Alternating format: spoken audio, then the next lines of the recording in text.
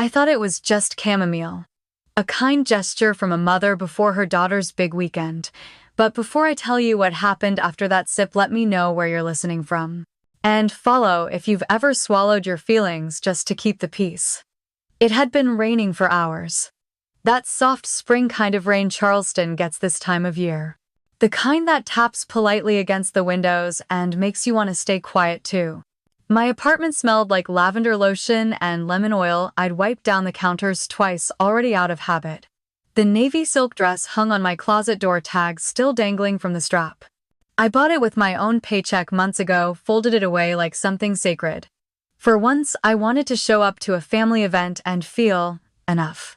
3 more days until Lana's rehearsal dinner. 4 until she'd float down the aisle in lace and pearls. My phone buzzed. A photo from her twirling in the fitting room mirror with her hair swept up, cheeks glowing. "Isn't this the one I typed? You look beautiful," and hit send. No exclamation point. I didn't trust my fingers to fake it. From the kitchen I heard the soft clink of a spoon on porcelain. She didn't knock. She never knocked. Just me. Mom called like she lived here. She stepped in with a tray balanced just right, a tea towel folded under 2 matching cups. "Always the presentation. I thought you could use something warm," she said. "Chamomile. From that little store you like on East Bay." I didn't say much. She was wearing her polished smile, the one that said she was here to check a box, not ask real questions. We sat. The silence stretched politely like the hem of a formal gown. "You've always had such a soft face," she said, suddenly glancing toward the dress on the door. "But that might be a bit much beside Lana's lace, don't you think?" She said it like a compliment. Like she was protecting me. I smiled. "That little tight one I'd perfected since I was 12. "Sure," I said. "I'll find something else." She handed me the tea. Steam curled between us. She didn't drink hers. I brought the cup to my lips and the taste was fine, maybe a little off. Too sweet. But I was tired. And tired daughters don't start scenes over tea. The tea must have hit harder than I thought. Or maybe it was just the day, the quiet ache of holding in too much for too long. I remember placing the empty cup back on the tray. I remember Mom saying something about Lana's flowers, how white tulips felt a bit too solemn for spring. I nodded. Let her words drift around me like fog. Then, nothing. No brushing teeth. No changing into pajamas. Not even turning off the lamp beside the couch. I just blinked and the world had gone black. When I opened my eyes again, the room looked wrong. The sunlight was too sharp for early morning. My neck ached. My body felt like I'd slept inside a vault sealed tight. My hands moved first, and as I pushed myself upright, I felt it. Lightness. Around my shoulders. My collarbone. Like a scarf had been taken off in the middle of winter. Then something touched my cheek. Soft. Familiar. I looked down. Strands.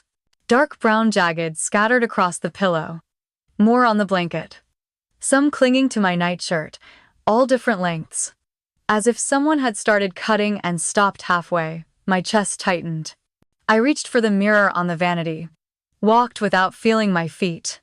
And there it was, a crooked crop above my right ear, uneven chunks where once there had been gentle waves. Not all gone. But not something I could hide, not easily.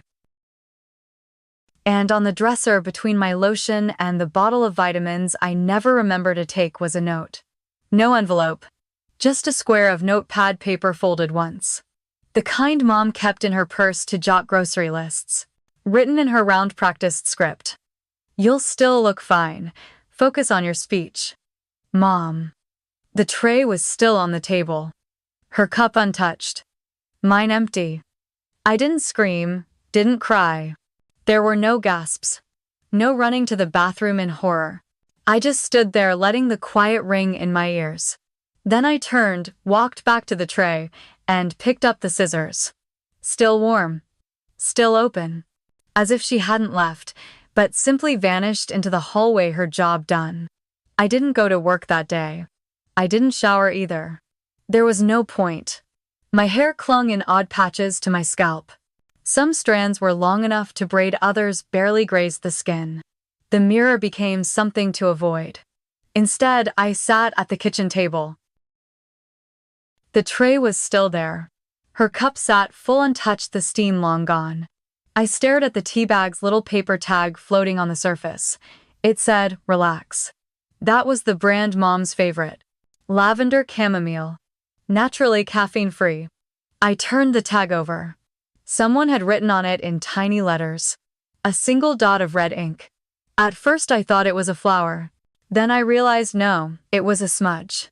Like from a pen pressed too long in one spot. Like someone had paused then thought better of saying more. My fingers curled around the handle of the scissors. Not in rage. Not even in pain, just instinct. They felt heavy in my hand. Slightly warm. The plastic grooves imprinted into my skin as I held them tighter. That warmth that lingered in the oddest way. I kept thinking she touched these. She stood in this room not even 5 feet from me while I slept like a child after bedtime. She didn't yell. Didn't confront. She just cut. Cut me into something quieter. Smaller. She must have tiptoed so carefully. My mom never walked heavily, but this must have required another kind of stillness. The kind women learn when they don't want to wake a man. Or a child. Or apparently a grown daughter who once believed a navy silk dress could change something. It was still hanging on the door. I hadn't even tried it on. Now I wasn't sure it would matter.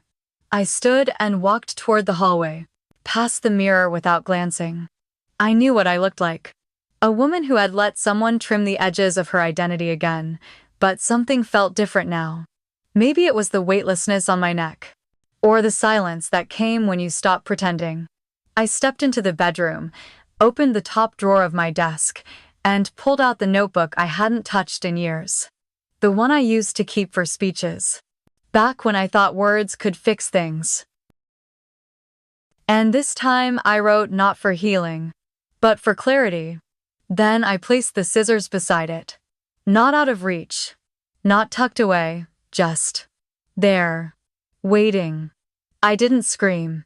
I just reached for the scissors still warm from her hand. The worst part wasn't the hair. It was the silence when I walked into the kitchen. Before I get into what came next, tell me in the comments. Have you ever stood in a room with people who should love you and felt completely invisible? And if you haven't, would you recognize that kind of silence if it stared right at you? The light was gray-blue, filtered through clouds soft as gauze. I remember thinking the day looked like a mercy. But inside the kitchen, everything pulsed with quiet judgment. My hands still smelled faintly of the lavender soap I used to scrub my pillowcase at 5 a.m. Not because I thought it would save anything, just because I didn't want to see strands of myself on cotton every time I turned. The kettle clicked. No one had touched the tray Mom left last night. Her teacup sat there perfectly still, untouched, like a prop in a scene she didn't bother to finish. I stared at it a moment too long, then turned away. The floorboards creaked under my bare feet as I made my way to the mirror in the hallway, the one I usually avoided. But this morning I needed to look. What I saw was uneven. Not just the hair. The whole shape of me. A woman in a silk robe, half her bangs sheared off, standing like she'd forgotten how to hold herself up. My fingers brushed the edge of the scissors still on the counter, and something in me recoiled. Not from fear. From recognition. That blade had warmth to it. That meant it was recent. Deliberate. I reached for my phone. No hesitation. Jules. My voice cracked into the receiver. She did it. While I was asleep, there was a pause, a breath. Then I'm on my way. Don't touch anything else. I nodded, though she couldn't see me. I didn't realize I was crying until a drop landed on my wrist. Just one. Just enough. 15 minutes later, I heard her key in the lock. And before I could pull myself together, Jules was already inside, carrying coffee, a brown bag, and a soft fury in her eyes. She took one look at me and didn't gasp. Didn't blink. Just set everything down on the counter and said, "Sit." I brought the kit. I sat. While she unpacked her old haircutting tools, I opened the garment bag that still hung behind the door. The navy silk dress inside looked like a stranger now. I folded it slow like I was laying a body to rest. And I zipped the bag closed. No ceremony, no grief, just closure. I liked that dress, Jules said gently. So did I. She picked up the comb and stood behind me. You ready to lose the rest? I met her eyes in the mirror. Let's do it. The first snip was quiet, but inside me something roared. Jules worked with a calm precision that made me feel braver than I was. Each lock of ruined hair fell like shed-weight soft thuds against the towel draped around my shoulders. The mirror didn't lie. Neither did she. You know, she said, after a while you've got the kind of face that never needed long hair anyway. I gave her a half smile. Took you 10 years to say that. She smirked. Well, you finally gave me the scissors. She kept clipping, smoothing, shaping. And I just sat there letting her rebuild me. The silence between us wasn't empty. It was full of the things we never had to explain. Like how she never asked why Mom would do such a thing. Only what we were going to do next. Look, she said, tilting my chin slightly, you look like someone who doesn't let people get away with things. I met my reflection's gaze. Short, sharp bob, clean edges. No room for apologies. I don't feel like that person yet, I admitted. Then fake it until she shows up, Jules said simply. Just don't wait for permission. I nodded slow. Then I walked across the room and reached into the drawer I hadn't opened in over a year. Pulled out the old phone I used for therapy voice memos. I used to record them at night when thoughts got too heavy to hold. Most people wrote in journals. I pressed record and whispered into digital space, hoping it would echo back understanding. I tapped through the archive, found one file marked Thanksgiving, Lana's engagement announcement. Play it, I asked. Jules nodded. I hit the button. A crackle of static. Clinking plates. Then, Mom's voice low-clipped, almost like she didn't want to be heard. She's always been a distraction. Even in photos. The way she stands like she wants to be included. I told her once some girls belong in the frame, some belong behind the flash. The clip ended. I didn't realize I was holding my breath. She wasn't even talking to you, Jules said, voice tight. She was just talking about you. Like you were some flaw in the fabric. I stared at the screen. Do you still have that mic app on your phone? She looked up still. Soft. Dead steady. Yeah, she said. Why? And I said it not like a plan yet, but like a seed falling into soil. I think it's time I send a message back. Jules didn't press for more. That's the thing about old friends, they know when silence is part of the sentence. She handed me her phone anyway. By then the light had shifted in the apartment. The morning glare softened, stretching long and golden over the floorboards. Outside, I could hear joggers passing by the river, trail dogs barking, a child's laughter echoing faintly. The world was still moving. But in my apartment, everything had stilled except the part of me that had quietly decided not to disappear this time. I stood up, walked to the bedroom. The navy dress still hung on the door like it was waiting to be someone else's story. I took it down, folded it slowly, carefully. Pressed the fabric between my palms one last time before slipping it back into its garment bag. Maybe I had thought it would be the dress I'd wear when they finally saw me as more than a prop. But the truth was, it had always been sewn from a kind of hope that didn't belong in this family. In the kitchen, I opened the fridge, pulled out 2 lemon yogurts, the kind Jules always said tasted like airplane snacks from 1989. We ate standing up quietly. I noticed Jules watching me over the rim of her spoon. You really going to record her? She asked finally. I already have, I said, but this time I'm going to let someone else hear it too. She nodded once. Then, after a moment, what about Lana? I hesitated. Because part of me wanted to believe she didn't know. That she was just the glitter, not the glue that held this dynamic in place. But deep down, I remembered how she once whispered, "You don't need the spotlight, Ro. You're good at lifting other people up." Like it was a compliment, like it wasn't a cage. I don't know, I said honestly. But I'm not going to spend the rest of my life figuring out who's innocent and who just stayed quiet. I looked up. Met Jules's gaze. I'm done being edited out. That night, I sent myself a calendar reminder: Friday 4:30 p.m. rehearsal dinner speech, mic on. And for the first time in years, I didn't feel afraid of my own voice. It was printed on thick cream cardstock. Her favorite serif font. Centered perfectly. No smudges, no stray pen marks, just precise black ink like a corporate eulogy. Lana has always been the light in our lives, it began. That was the first sentence of the toast my mother wanted me to read. Before I go further, let me ask you something. Have you ever been handed someone else's words and told, "This is what you feel"? Leave me a comment if you've been there silenced in your own story. The envelope was waiting for me on the guest bed at my parents' house. I didn't sleep in my old room anymore. That space, the one with soft blue wallpaper and a bookshelf I'd once dusted every Saturday, had become a craft storage closet.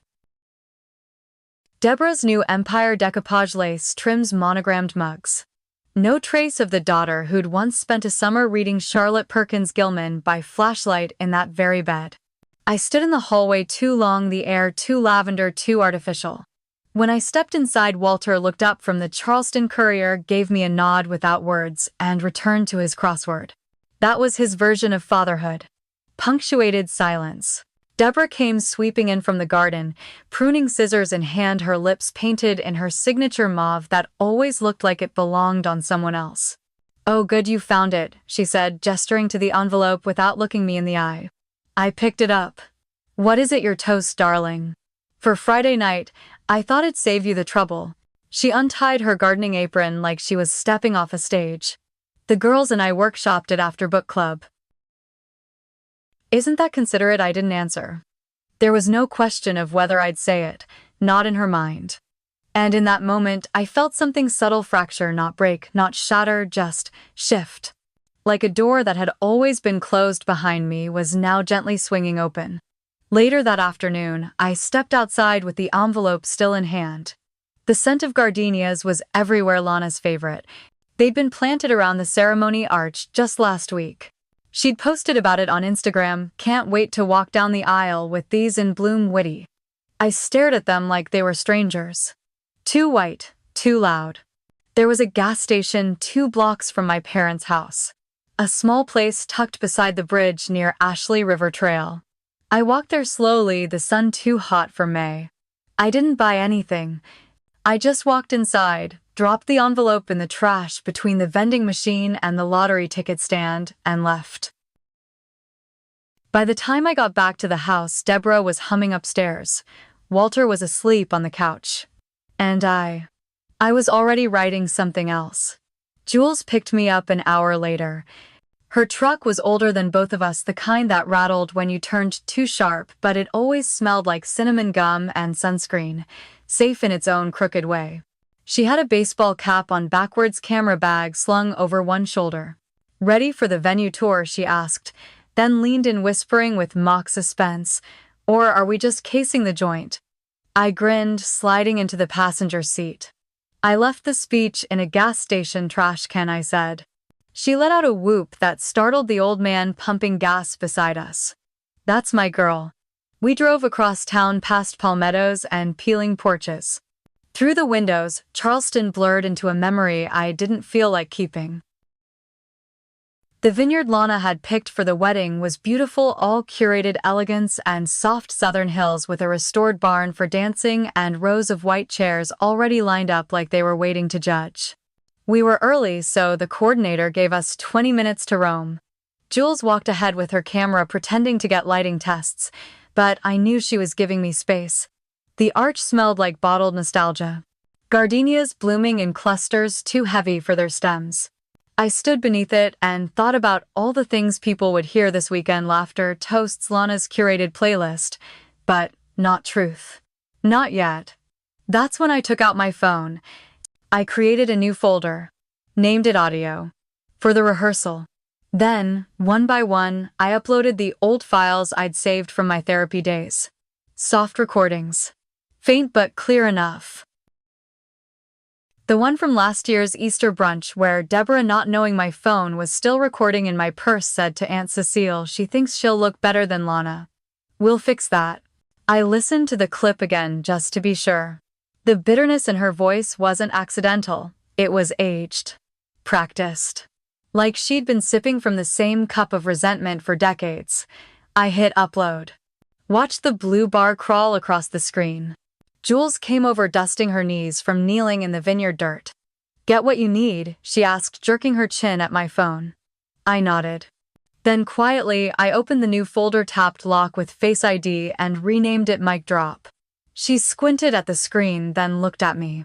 "Are you sure?" she asked. I didn't answer right away.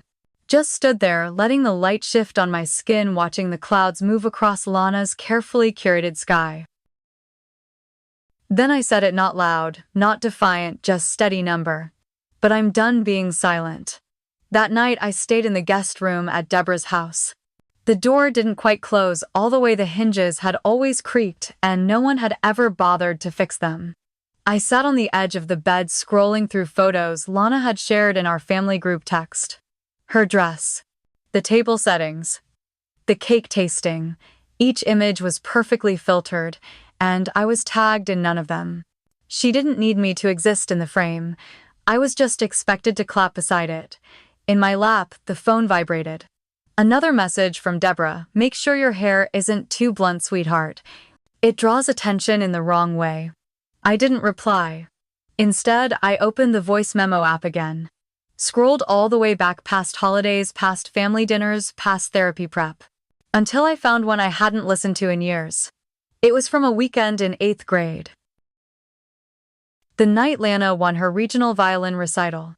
I remembered that night because I had to stay up late washing the dishes. No one had noticed I'd skipped dinner. In the recording you could barely hear my voice. But Deborah's came through clear as ever. Rowan's just better behind the scenes. Some girls aren't meant for the spotlight. The memory didn't sting. Not anymore. It felt like reading an old script, one I'd outgrown, even if they kept casting me in the same role. I plugged in my charger, locked the screen, and before turning out the light, I slipped a copy of the audio file into a second folder just in case. Downstairs, I heard the faint clink of glasses. Deborah was entertaining one of her church friends. Their laughter sounded like polished marble, cool and echoing, never quite warm. I pulled the blanket over my shoulders. Outside, the gardenias rustled in the wind. And somewhere inside me, the part that had always whispered, "Don't ruin the moment," finally went quiet. They gave me a microphone. I gave them something louder. Silver pine vineyards shimmered under garden lights. White chairs faced a raised wooden platform dressed in eucalyptus garlands, and the quartet played soft jazz covers of Taylor Swift, the elegant kind of wedding rehearsal music that made people whisper instead of laugh. The linen napkins said L+R in gold thread. Everything was perfect, curated, and quiet, and in the quiet I could feel my pulse. It wasn't nerves. It wasn't fear. It was the echo of years I hadn't spoken, now pressing forward in my throat, asking for air. Jules stood by the wine barrels, second phone tucked under her scarf, eyes on me. She didn't nod. She didn't mouth anything, but I knew she was ready. The host, a man in a linen suit too tight across the stomach, cleared his throat. "And now," he said, beaming a few words from our maid of honor, Miss Rowan Hargrove. The applause was polite. Not warm, just expected. I stepped onto the stage, heels tapping softly on the wood. The mic felt heavier than I thought it would. Across the tables, I saw Deborah's face lit by candlelight, a perfect mother of the bride smile. Walter next to her, still and unreadable. Lana and Ryan were at the front, glowing like catalog models. She leaned into his shoulder. He brushed a crumb from her dress like a reflex. I looked down at the folded card in my hand, not the one Deborah had written. Mine. "Good evening," I began. My voice didn't shake. It didn't even rise. It just landed. Like truth often does. I was told I should keep this short and sweet, and centered on Lana's many achievements, which are, as we all know, numerous. Some scattered laughter. Deborah smiled wider. But tonight isn't just about marriage, I continued. It's about family. And what family sounds like. When no one's listening.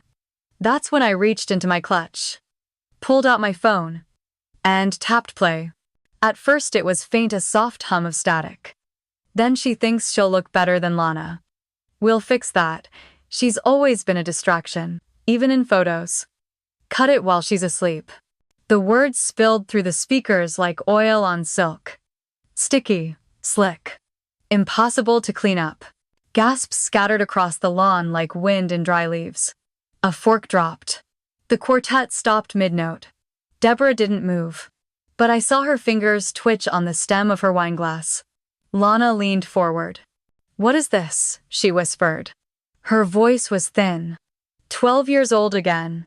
When she broke a vase and blamed me, and Mom believed her without asking. I met Lana's eyes but said nothing. Not yet. The last clip faded. Silence returned, but not the kind that felt polite anymore. It felt exposed. Every person in that vineyard was holding their breath. I lowered the phone. "Some of you might be wondering what that was," I said. My voice found its rhythm again, soft but precise. "I'll tell you." I looked straight at Deborah. For years I've been told to be the calm one, the quiet one, the steady light beside the star. Her expression didn't crack, but her knuckles whitened around the base of her wineglass. "Let your sister shine," I said, echoing her words. "Some girls are made to be stars. Others to hold the light steady." A murmur from one of the aunts. Someone across the lawn whispered, "Oh my God." I didn't flinch. I accepted that for a long time. I swallowed it like medicine, like tea brewed for silence. I scanned the crowd, church friends, former coworkers, people who sent Christmas cards with Bible verses and beach family portraits. They asked me to give a toast. What they meant was a performance. What they expected was silence in a prettier dress. I paused again. No one moved. The wind picked up slightly, rustling the eucalyptus on the arch behind me. The scent of gardenias cut through, too sweet, almost suffocating. I drank tea made to calm me, woke up with my hair cut off in my own bed. And still I came here thinking maybe I'd still be allowed to belong. I let that sit. Not for effect. Just to see who looked away. Walter didn't, but his face didn't change. Deborah finally shifted. She started to rise, lips tight, like she might say something. "I'm not the one who broke the peace," I said. Her body froze halfway up. "You told me to keep it," I continued. "But peace built on silence isn't peace. It's control." The crowd didn't gasp anymore. They just listened. Jules stood still in the back. Her camera didn't shake. Behind her, the quartet quietly packed up their sheet music. Even they knew this wasn't a rehearsal anymore. This was real. I lowered the microphone. No dramatic flourish, no tears. Just quiet. Deborah hadn't sat back down. She stood frozen, her hands still midair, like if she moved the whole night might collapse. Lana's face had gone pale beneath the bronzer. She wasn't looking at me anymore. She was looking at her fiancé, then at her mother, then somewhere far beyond the vineyard lights, as if she could disappear inside a thought. Ryan shifted uncomfortably in his chair. His fingers tapped the linen napkin, L+R embroidered in gold, now stained with red wine. Walter finally blinked. That was all. And then, one clap. It came from the back. Someone near Jules. Then another, and another, not loud, not frenzied. Just deliberate. I didn't smile, I didn't bow. I stepped down from the platform, walked past the candles, past the floral arch Lana had handpicked with 3 Pinterest boards, and toward the little gravel path that led back to the parking lot. No one stopped me. No one called my name. Behind me, Jules caught up. She didn't say anything at first, just walked beside me as my heels crunched over the stones. Only when we reached the car did she speak. "You did it," she said. I opened the door. "I didn't do anything," I replied. Then I looked back at the vineyard, the lights, the faces that once expected me to stay silent. They did. "Would you have pressed play?" Have you ever kept something quiet for too long and finally let it out in front of everyone? Let me know in the comments. This time I'm listening. By 7 a.m. the clip had over 500,000 views. By 8:15 my phone froze twice from notifications. By 9:02 the hashtag appeared number cut power not hair. I was still in Jules's guest room, lying on top of the covers, not quite asleep, not quite awake. The room smelled faintly of lavender and last night's stress. Outside the window, Charleston's early sun lit up the mossy brick alley below. But I wasn't ready to go outside. Not yet. Jules pushed the door open with her elbow holding 2 iced coffees in one hand and her own phone in the other. "You're trending," she said, setting the cup on the nightstand. I sat up slowly, blinking against the screen's glow. Number cut power not hair. Number sister sabotage number McDrop maid of honor. A clip of me on that wooden stage holding the mic, steady eyes, calm voice clear. Someone had added subtitles. Someone else had slowed it down and paired it with Billie Eilish. It was already being duetted by other women telling their own stories. One was a teacher who'd been passed over for a promotion twice for lack of warmth. Another showed a clip of her mother interrupting her speech at a family gathering to correct her tone. Each voice felt like a piece of a larger chord. I didn't cry, but something inside me uncurled. "I should be overwhelmed," I said. Jules handed me my coffee. "You are. But this time it's not a bad thing." We sat on the floor for a while, barefoot, quiet, sipping through straws. My phone vibrated again. Then again. "I muted the family chat," I said. "Probably wise," Jules murmured, scrolling. "Though Lana's not muted." I raised an eyebrow. Jules tilted the screen toward me. "A text. Just one. Lana, you humiliated all of us." I didn't answer. I didn't feel the need to. Something had shifted. And I wasn't the one unraveling. By late morning the story had left Charleston. Jules' inbox was full, local anchors, podcasters, even someone from a talk show in New York. One DM read, "Would love to hear from the woman who said what most of us were too afraid to." Another simply said, "Thank you." I hadn't posted anything since the night before, but the views kept climbing. Clips from the speech were now stitched into montages. My voice, firm and unshaken, was being used in digital art, poems, even a remix. It was surreal and somehow not overwhelming, just clarifying. I changed into a fresh shirt and pulled my hair short now behind my ears. Jules tossed me a tinted lip balm.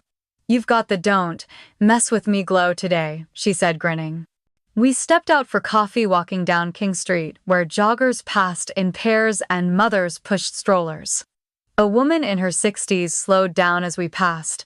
She looked at me a beat too long.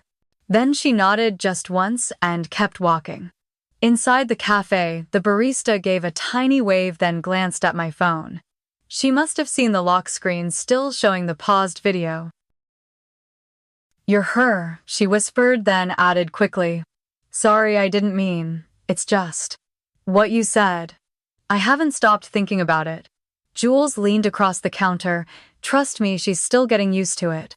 Back at our table, iced coffees in hand, I was about to finally scroll in peace when a message popped up. Not a text. Not a DM. A voice memo. From Evelyn Chen. Her name wasn't familiar at first, but Jules sat up straight. She's huge. PR maven. Does campaigns for women's health, political candidates.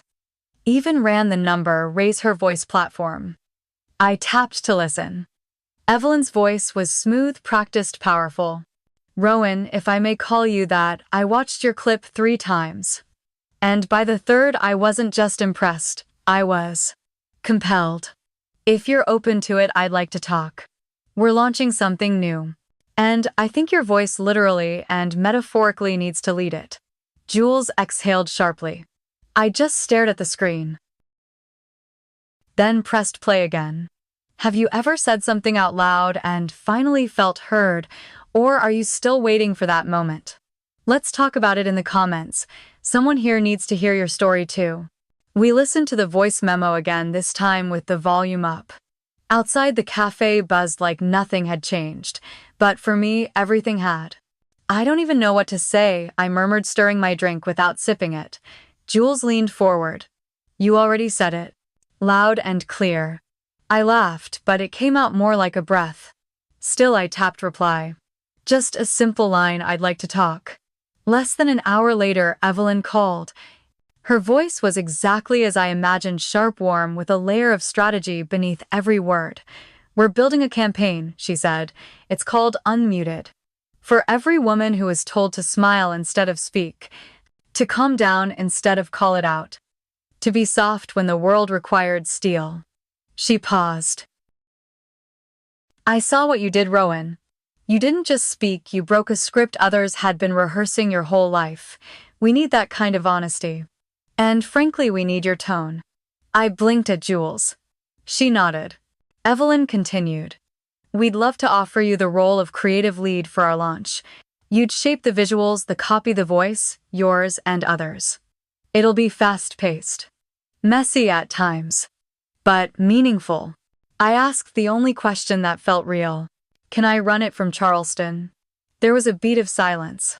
Then Evelyn chuckled. You want home turf. I respect that. Yes, I said before I could overthink it, but on my terms. Of course, she said. I wouldn't expect anything less. We hung up. For a moment, I just sat there. I hadn't said a single word at my sister's wedding rehearsal that wasn't planned. But now I was being invited to lead a campaign about speaking truth. And not just mine. Jules raised her cup. To new chapters, I clinked mine against hers. To hearing ourselves. We didn't say more. We didn't need to. My phone buzzed again. A podcast had just gone live. Title: She took the mic, then gave it to millions. Back at Jules' apartment, the notifications didn't stop. But somewhere between the flood of voices from strangers and Evelyn's call, the family thread on my phone went completely still. No calls. No emojis, no. Let's talk, nothing. Deborah and Walter had vanished from the group chat. Lana, though, broke the silence. It came in the form of a text with no punctuation. You humiliated all of us, that was it. Not why not. How could you just? Accusation. I stared at it for a while, thumb hovering over the keyboard. I could have replied. Could have explained. But I didn't. I simply deleted the message. There was no point replying to someone who never once asked if I was okay. Besides, I knew what was happening behind that screen. Damage control. Lana probably begged Mom to block anyone trying to twist the story. I could almost hear Deborah saying, "We'll get through this as a family, without her. Let them." I wasn't trying to belong anymore. That afternoon, the Charleston Gazette ran a piece titled, "Mic Drop at Silverpine Maid of Honor Exposes Toxic Family Culture." It wasn't tabloidy.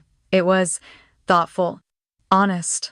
The writer called me a quiet force, someone who'd rewritten the role of supporting character into a voice many had been waiting to hear. And it wasn't just local. A florist from the wedding messaged Jules anonymously. She came in the morning after. Said she wanted white roses by the altar to cover the embarrassment. But we all knew what she meant. Jules rolled her eyes. She's still trying to control the narrative with petals. I didn't laugh. But I didn't flinch either. That night, I sat on Jules's couch with a cup of peppermint tea. I watched the video again, not out of pride, but to remind myself of what it took. How my voice didn't shake. How no one interrupted me. How I didn't apologize. I turned off the phone, Saturday with the quiet. And this time, it wasn't heavy. Later that night, I curled up beneath Jules's throw blanket, her dog snoring softly on the floor. The apartment had that end-of-day stillness, streetlights glowing through the curtains, ice melting in abandoned glasses.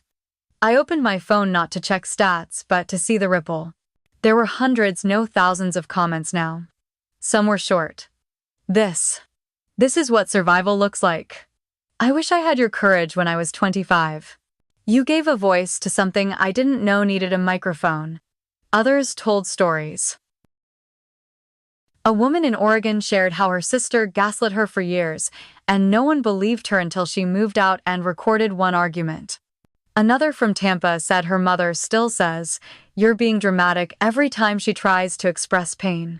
And then one comment, simple plain black text on a white screen, sat like a stone in my chest. "You made me feel seen." I stared at it. Read it again. I didn't know her name. I didn't know her life.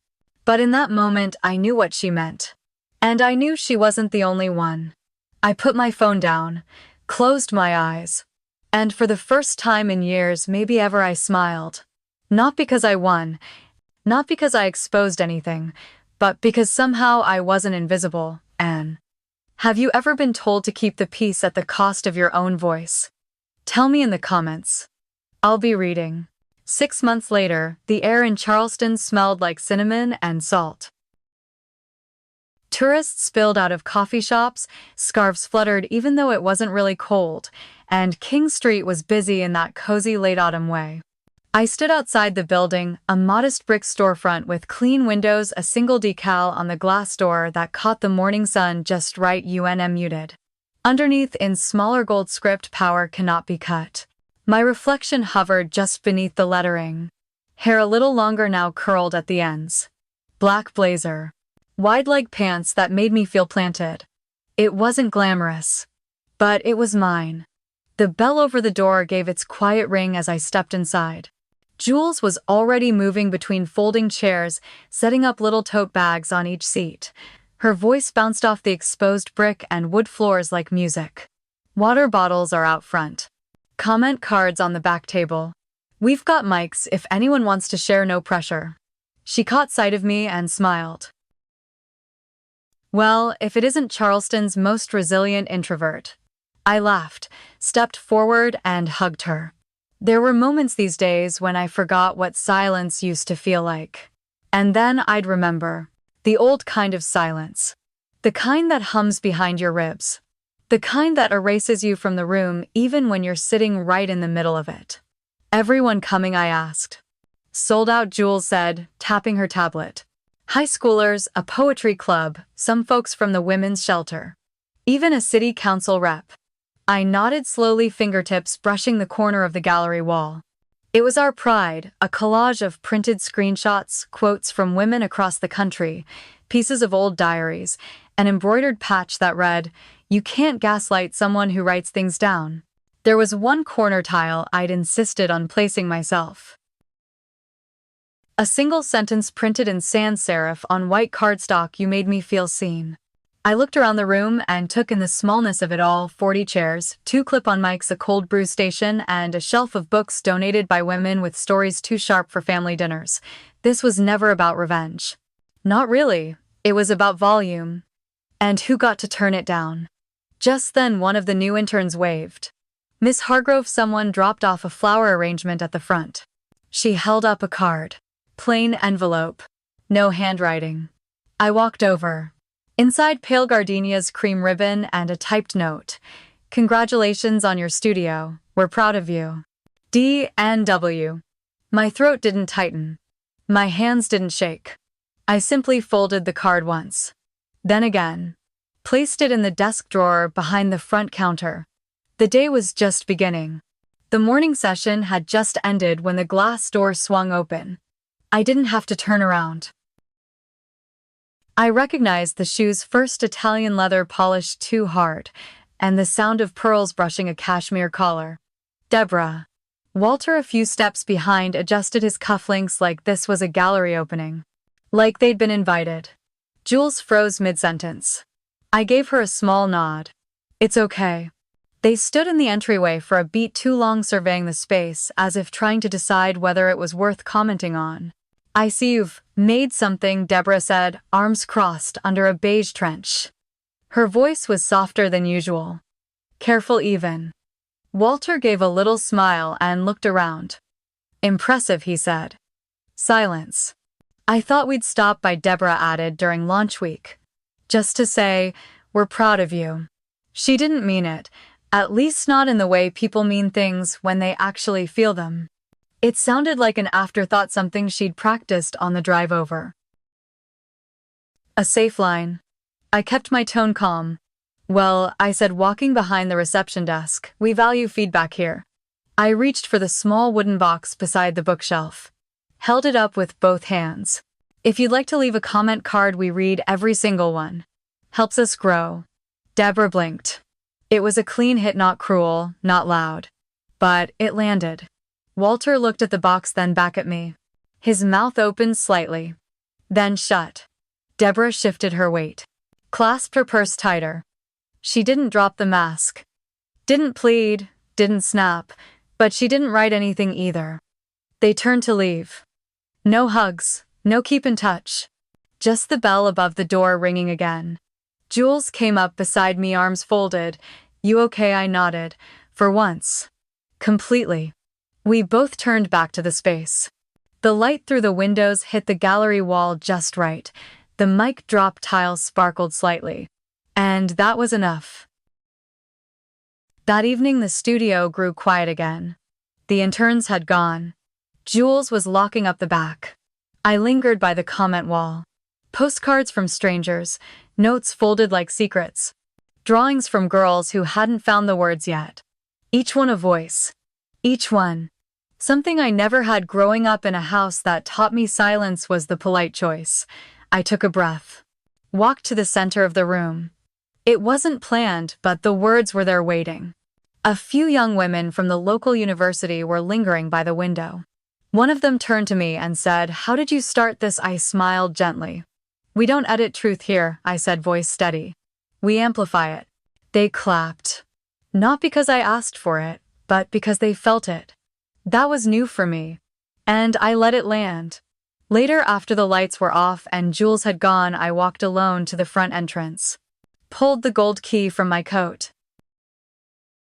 Before I turned it in the lock, I reached up to trace the lettering on the door. Unmuted. And beneath it in finer print, "Power cannot be cut."